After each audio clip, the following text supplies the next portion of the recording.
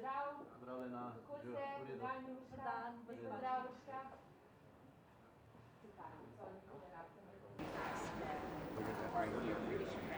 Magyar Péternek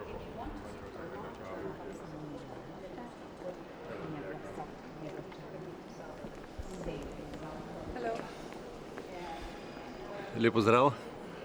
Slovenija se zavzema za močno kohezijsko politiko tudi v finančni perspektivi do leta 2034, temelječi na osnovnih ciljih, kot je konkurenčnost, odpornost in pa inovacije.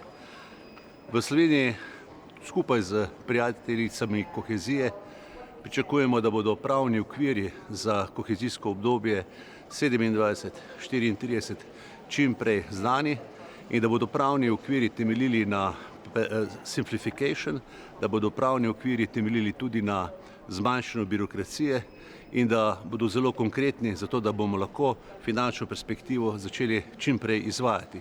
To, kar se nam zdi pa zelo pomembno v Sloveniji, glede na pravni okvir, ki smo ga sprejeli prejšnji teden v parlamentu, pa je, da kohezijski denar pravično razdelimo med regijami, kajti tako močne kot so regije, tako močna je tudi država. Hvala lepa.